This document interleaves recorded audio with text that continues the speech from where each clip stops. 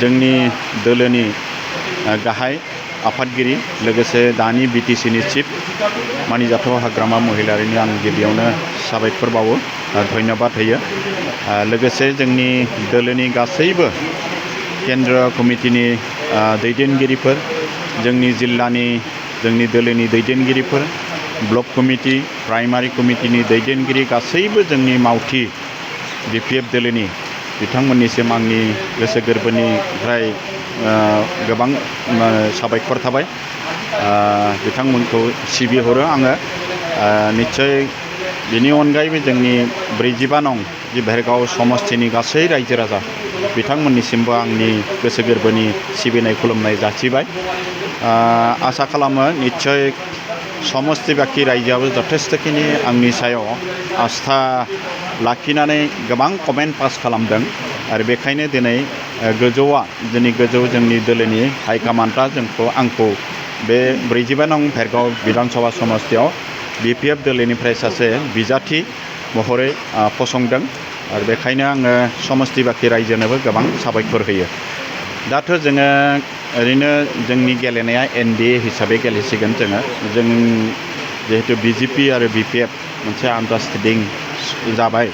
बे हिसाबै जोङो बिजेपि आरो बिपिएफआ जयै जिहेतु जोङो भटार रायजो दं बिथांमोना जोंजों थाफासिगोन। आरो बेनि अनगायै जोङो इउपिपिएल दोलोनिफ्राय बिजाथि फसंदों। नंगौ, बिथाङाबो जोंनि बिपिएफ दोलोनिनो। बिथाङाबो सासे जग्य बेक्ति आरो बे हिसाबै बिथाङा जोंनिफ्राय जानगारलांनानै इउपिपिएल दोलोआव हाबहैदों आरो बे हिसाबै बिथाङाबो टिकेट मोनदों आरो जग्यता थानायखायनो गोबां बिथांमोननि पार्टियावबो बिथांखौनो सायख'हरदों। गतिके बिथांजोंनो जोंनि कन्टेस्टआ जागोन। एसे गोरा जाहैगोन नामा? गोराखौ जोङो दायो फिल खालामाखै। जथेस्थ' जोंनि चान्सआ बांसिन जानानै दङ। खारन बिटिसि गभर्नमेन्ट सोलिबाय थादों जोंहा हाग्रामा महिलारिनि नेतृत्व बिपिएफ दोलोनि दैदेननायाव। आरो बेनि अनगायैबो जिहेतु बिजेपि गभर्नमेन्टआ स्टेट गभर्नमेन्ट सालायबाय थाबाय, बे हिसाबै जोंहा मोनसे चान्स दङ। बिथांमोनाबो जिहेतु जोंखौ गोबां समर्थन होसिगोन आरो बिथांमोननि दैदेनगिरिफोरजों जोङो रायज्लायदों आरो बिथांमोननि गोबां दैदेनगिरियानो जोंनि दोलोआवबो फैदों आरो बे हिसाबै जोंहा पजिटिभा बांसिन, चान्सआ बांसिन जानानै थाबाय आरो गोबां इउपिपिएलनि दैदेनगिरियानो जोंजों जिहेतु फैबाय आरो फैबावगोन, बे हिसाबै जोङो देरहानाया रोखा। निस्सय जथेस्थखिनि मोनसे आं गाज्रि मावबोआखैमोन। रायजो राजा आङो खेबनै एमएलए जादोंमोन आरो बे हिसाबै रायजो राजाखौ जि रोखोमै आङो सेबा खालामनांगौ बेखौ खालामबोदोंमोन आरो बेनिखायनो एसे आं गावखौनो बुंना लायो एसे नाम गैया नङा दं। आरो बे लाइनजों आंखौ जायफोरा मोनदों बिथांमोनानो आंनि सार्टिफिकेटखौ होगासिनो दङ। जाय भटारफोरा आंखौ मोनदोंमोन थांनाय खेबनै एमएलए जानायाव, बिथांमोनानो गोबां जोंनि बे समस्तियाव गोबां सार्टिफिकेट हरगासिनो दङ आरो बे हिसाबै दिनै रायजो राजाफोरा खोब लोब लोब ओंखारबोनायखौ आं नुनो मोनदों। बिथांमोनाबो आंजों लोगोसे गोबां जोंनि दोलोनिफ्राय टिकेट नागिरदोंमोन। फ्राय जोङो साबायानो जाहैनोसै। सासे एक्जिस्टिं एमएलएबो दंमोन जोंहा, आब' बारग' एमएलए बिथाङाबोमोन। जोंहा कृष्णकान्त बसुमतारी बिथाङाबो नागिरदोंमोन, पबित्र बर' बिथाङाबो नागिरदोंमोन।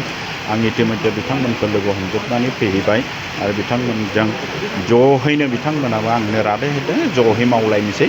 जायखिजाया सासे मोनगोनखौ जोङो मिथिदोंमोन, जिहेतु सासेयाल' मोनगोन बेखायनो नों मोनबाय जागोन, जोङो ज'हैनो मावलायनानै जोङो देरहाहोनोसै, बे बाथ्राखौ बिथांमोनाबो बुंदों आरो बिथांमोनखौबो आङो आंनि गोसो गोरबोनिफ्राय गोबां साबायखर होदों। बिथांमोनाबो क'अपारेसन होनो थाखाय दायो आवगायबोनायनि थाखाय। निस्सय बेखौ बिसार बिबेसना खालामगोन जोङो। एनडिए हिसाबै बेसांखिनि फैयो बिनि सायाव निर्भर खालामगोन। निस्सय जोङो देरहालायनायनि उनाव बेखौ जोंनि दोलोआबो सिन्था सरसा खालामगोन। बे हाइकामान्डआ सिन्था सरसानि गेजेरजों निस्सय गोसोआथ' थाखागोन, जिहेतु एमएलए जाबानो जग्यताया अर्जन खालामनो हाखायो मन्त्रि जानाय, बेखायनो निस्सय गोसोआ थाखागोन। निस्सय बेयो बांसिनै सोनारो सरकारनि पलिसिनि सायाव। सरकारा पलिसि लाब्लानो सोरबा जनप्रतिनिधिफोरा खामानि मावनानै होनो हागोन डाइरेक्टहै बिदि हारसिङै MLA आ सरकार पलिसि गैयाब्ला मावनाया सम्भब नङा गतिके सरकारनि पलिसिनि सायावनो सोनारगोन आरो सरकारा दायो पलिसि लादों जे गोबाङानो हयथ' जग्यता दङ दिनैनि थारिखआव गोबां सेंग्रा सिख्ला दिनै इडुकेटेड जाजोब्बाय दा बिथांमोना हयथ' बेकार जानानै थानांगोन दा बेखायनो बे बेकार समस्याफोरखौ समाधान खालामनो थाखाय साख्रि मोनग्राफोरा मोनलांगोन साख्रि मोनैफोरनो थाखाय माबा मोनसे खालामना जानो हानायनि सरकारा जिहेतु बेबस्था लादों इतिमध्य जोंनो असमनि मुख्यमन्त्रि बिथाङा घोषणा होना गालांदों जे फैबाय थानाय बोथोराव 15,000 जुबक जुबतीफोरनो दा बिथाङा 2 लाखै रां होनानै बिथांमोना संस्थापन लानो हानायनि बेबस्थाखौ खालामगोन आरो बेफोर बुस्थुआ कार्यकरि जानायाव आङो मैखोम बाहागो लानानै जाहाथे जेनुइन मानसिफोरा मोनो बेफोरखौ नायनानै होनायनि खोथायाव आङो मैखोम बाहागो लागोन। Thank you.